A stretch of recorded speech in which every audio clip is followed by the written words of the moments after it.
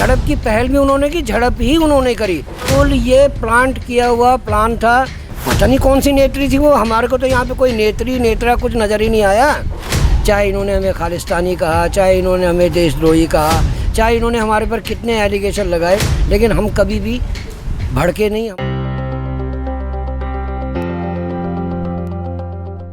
नमस्कार, स्वागत है आप सभी का VFN न्यूज़ में। मैं हूं आपके साथ मनीष झा।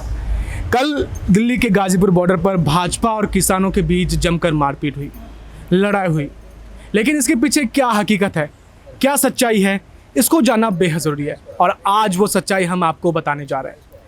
आज हम दिल्ली के गाजीपुर बॉर्डर पर मौजूद हैं, जहां पिछले करीब 7 महीने से नए कृषि कानूनों के खिलाफ किसान लगातार आंदोलन कर रहे हैं और इस आंदोलन में सक्रिय होकर इसको और तेज गति प्रदान कर रहे हैं।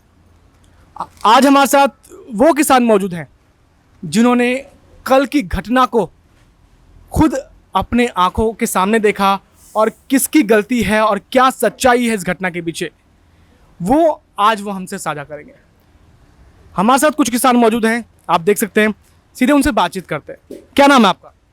मेरा नाम GP ध्यानी और मैं रामनगर पीरू मदारा नैनीताल से। कल भाजपा कार्यकर्ताओं और किसानों के बीच जमकर लड़ाई हुई।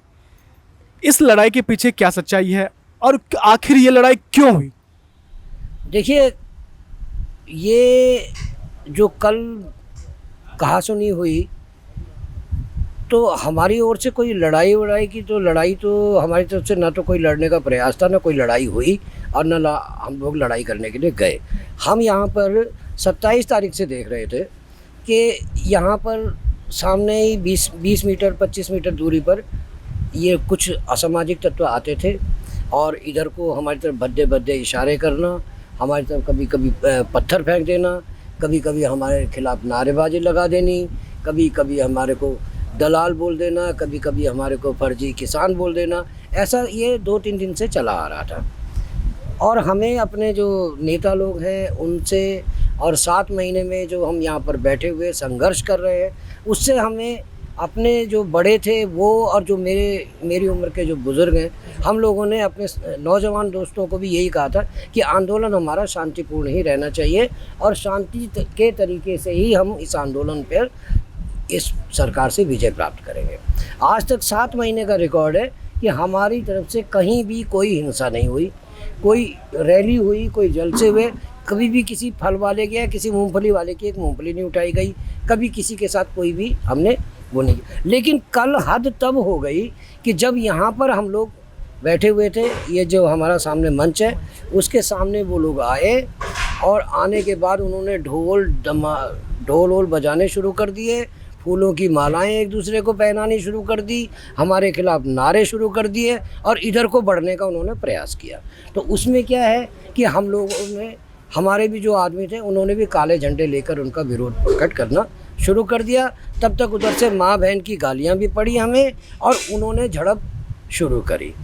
यानी आप कह रहे हैं कि झड़प की पहल उन्होंने की? जी, झड़प की पहल भी उन्होंने की, झड़प ही उन्होंने करी। हमारे आदमियों ने किसी पर कोई हाथ नहीं छोड़ा, क्योंकि बीच में बुजुर्ग लोग भी थे और वो चिल्लाते कि देखो देखो देखो देखो, कोई लड़ाई नहीं करनी, कोई झगड़ा नहीं करना, कोई हाथ नहीं उठाना, कोई हिंसा नहीं करनी। ये निर्देश बराबर लड़कों पे जा रहे थे, लेकिन उधर से इतना भड़कावपूर्ण कार्रवाई हुई कि शायद वो लोग आए इसलिए थे क्योंकि 7 महीने के आंदोलन में आप लोगों के सोशल मीडिया के द्वारा भी देखा गया कि हमारा जो भी आंदोलन है वो शांतिपूर्ण रहा। चाहे इन्होंने हमें खालिस्तानी कहा, चाहे इन्होंने हमें देशद्रोही कहा, चाहे इन्होंने हमारे पर कितने एलिगेशन लगाए, लेकिन हम कभी भी भड़के नहीं, हमारी तरफ से कोई ऐसा कटु बयान जारी नहीं हुआ। और इन्होंने उठ जाइए, कोरोना हो रहा है, ये हो रहा है, वो हो रहा है। हमने कोरोना की भी सारी गाइडलाइनें को फॉलो किया, उसके रूल को माना है, अपने साथ वालों को मनाया, सोशल डिस्टेंस भी रखी, मास्क भी पहने, सब कुछ किया ताकि हमारे ऊपर किसी भी तरीके से सरकार नहीं, हमारा ही कोई आदमी हमारे बीच में कोई ऐसा संक्रमित ना हो जाए, हम आपस में एक दूसरे के किसी को कोई बीमारी ना दे दे। तो हमने उसके लिए अपने सुरक्षा अपने आप करी है।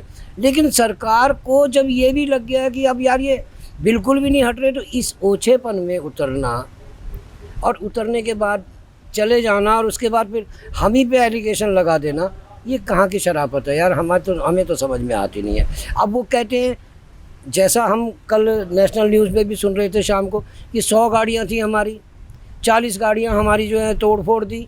महिलाएं, वीडियो पूरी तरह से जारी है, सोशल मीडिया भी दिखा रहा है, गोदी मीडिया भी दिखा रहा है, वहाँ पर कहीं पे कोई महिलाएं दिखी आपको? बीजेपी नेत्री को चोट लगी। अब पता नहीं कौन सी नेत्री थी वो, हमारे को तो यहाँ पे कोई नेत्री नेत्रा कुछ नज़र ही नहीं आया। वीडियो पे तो दिखाई देता 40 गाड़ियाँ हैं, कहाँ 40 गाड़ियों का मतलब क्या होता है? पूरा हाईवे कम से कम 1 घंटे के लिए जाम हो जाना, 40 गाड़ियाँ होती है। वीडियो तो सोशल मीडिया, चलो गोदी मीडिया वाले वीडियो को ही आप सच मान लो, उसमें कहीं आपको किसानों के हाथ में कट्टे नज़र नहीं आ रहे, कहीं आपको किसी महिला के साथ बदतमीजी नज़र नहीं आ रही, कहीं पे किसी को ज़मीन पे गिरा के मारना नज़र नहीं आ रहा। मेरी सोशल मीडिया पर कुछ लोगों के हाथ में तलवार देखे गए। सर ये भी उन्हीं के थ्रू, ये भी उन्हीं की तरफ से प्लान किया हुआ काम था कि ऐसे नहीं तो ऐसे, क्योंकि पता है कि सिख समुदाय जो है अपने साथ कृपान रखता है, तलवार रखता है, तो कैसे न कैसे बदनाम किया जाए। तो एक आधे को ऐसे भी प्लांट कर दिया कि भाई तू तलवार लेके खड़ा हो जाना बीच में और उसके बाद तलवार फेंक देना, वरना यार एक ऐसा कभी हो सकता है क्या? एक क्वेश्चन, सबसे अहम क्वेश्चन है, जैसे कि वो बताया आपने कि ढोल नगाड़े बजा रहे थे, जैसे कि नेता के स्वागत में सारे बीजेपी कार्यकर्ता मौजूद थे, लेकिन आप लोग को आभास कैसे हुआ कि वो मंच पर कब्जा करने की कोशिश कर रहे हैं? जब वहाँ से वो ढोल बजाया, वो करके रेलिंग की पार करके वो इधर को बढ़ने के लिए करने लगे और हमारे को उकसाने लगे, तो उसका क्या अंदाज़ा होता कि वो तो हमारे ऊपर ही चढ़ाई करने के लिए आ रखे ना। या शायद ये है कि जहाँ पर हमारा ये मंच है, यहाँ पर वो जो अपना स्वागत है वो यहाँ पर करना चाहते हो।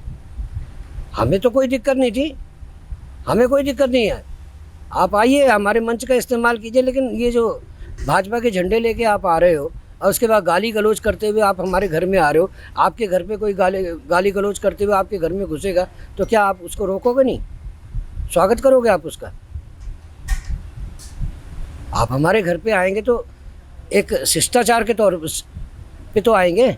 आप वहाँ से दूर से जो है झंडे लेके, डंडे लेके, गालियाँ देते हुए आप मेरे घर में प्रवेश करेंगे तो मैं आपका विरोध नहीं करूँगा। क्यों नहीं करूँगा मैं? हमने तो काले झंडे लेके ही तो सामने खड़े हुए कि भैया हम तुम्हारा विरोध करते हैं, तुम्हारी इन हरकतों का हम विरोध करते हैं। फिर आप हमारे से भिड़ने के लिए क्यों आए भाई?